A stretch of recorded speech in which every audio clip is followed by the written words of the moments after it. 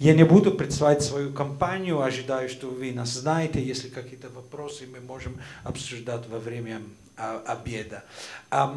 Поиск активов – это самая актуальная тема.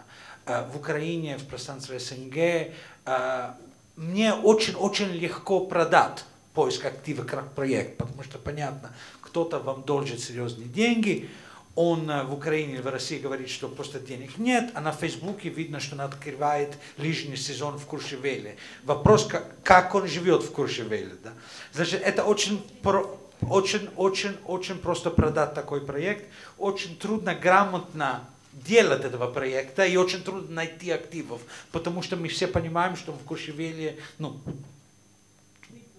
да, жить дорого, что там у него дом на свое имя в Куршевеле тоже нет, это тоже понятно.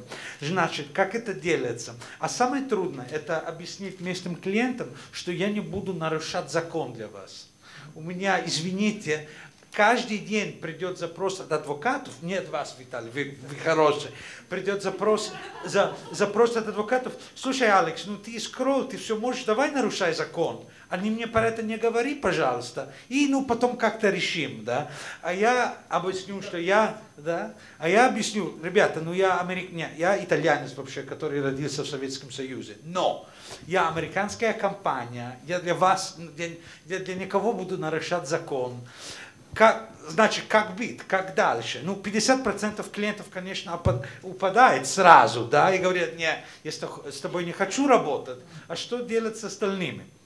А методология, знаю, что все хотят на обед, у меня 15 минут, я очень быстро разговариваю, вы мне скажите, когда у меня 5, да? У вас очень такие жесткие доски, сначала 5, потом X, это страшно. Что значит X, да? Все. Методология поиск активов.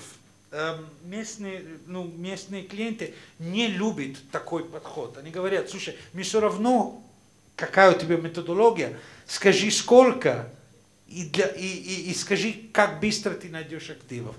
Ответ профессиональный, слушай, я не знаю, пока не знаю, сколько активов есть, я тебе не могу сказать, сколько это стоит. Значит, как это сделается? Выдумываем такой кейс-стади. Вы представляете крупную украинскую компанию, у вас спор с другой крупной украинской компанией, вопрос активы за пределами Украины, потому что у вас в Украине мощная служба безопасности, у вас по Украине все ясно, а в общем-то активов больше нет. Значит, где активы за рубежом?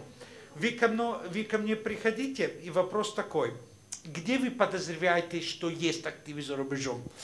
Если вы уже упоминаете 2-3 юрисдикции, например, классические для бизнесменов в этом пространстве, это Франция, Италия, Испания, Майами, тогда мы можем там начинать.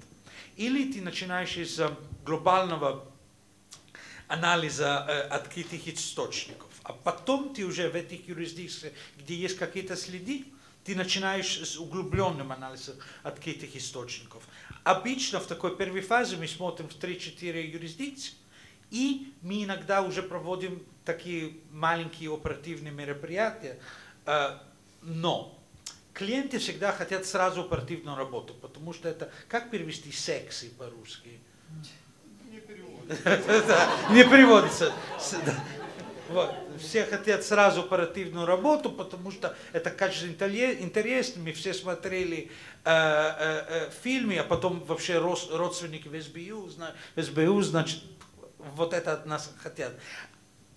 А действительно, вам как клиента интересно только открытые источники, потому что если цель поиск активов, это действительно доказательство по активу, доказательство это будет какая-то очень неинтересная выписка из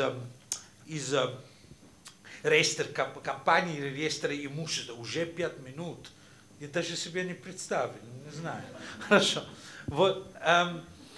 Значит, мы с того начнем. Потом во второй фазе можно придумывать какие-то очень оригинальные поступки и так далее, и так далее. Но если цель есть возвращение активов, тогда международные публичные источники очень-очень важны.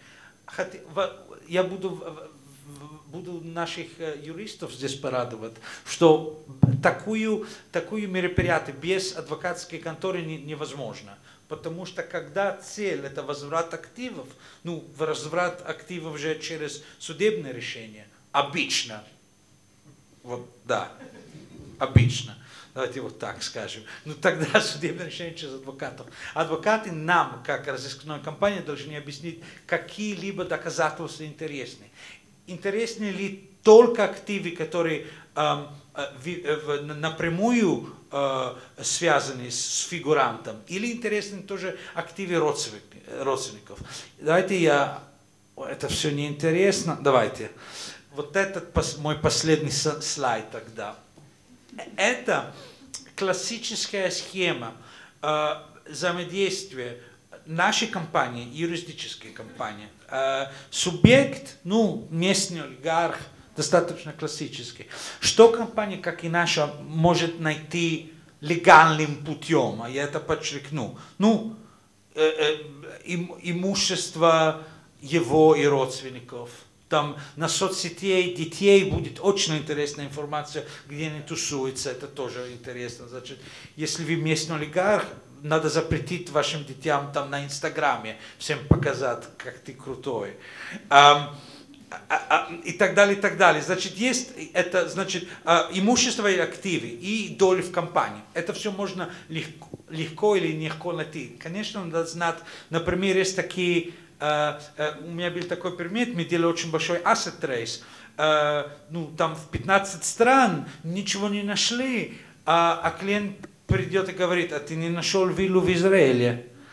А я им показал контракт, что в Израиле не входил в наших поисках, и чтобы найти эту виллу, надо было провести оперативную работу в Израиле.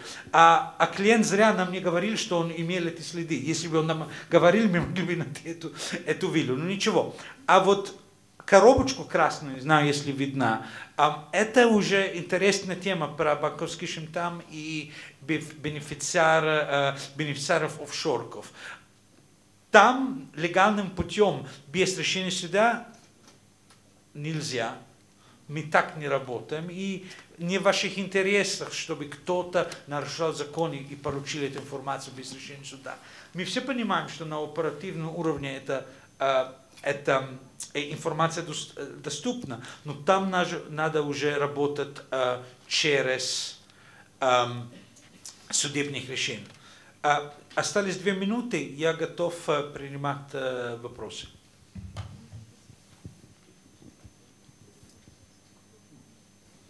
Ну, пока коллеги думают насчет вопросов, задам я.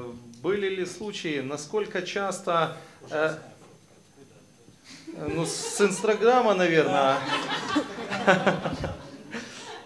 Алекс, скажите, бывали ли случаи, если бывали, насколько часто приходили к вам заказы поиска собственных активов? Не те, которые кто-либо украл, а с целью определить, насколько глубоко и насколько хорошо ты их спрятал?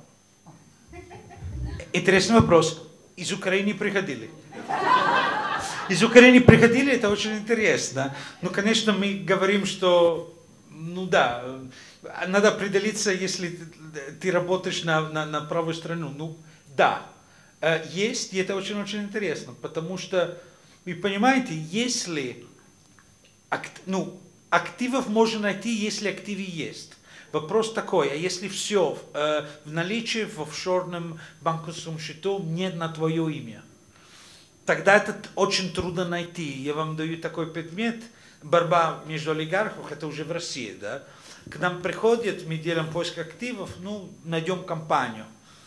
У субъекта более миллиарда долларов где-то, да?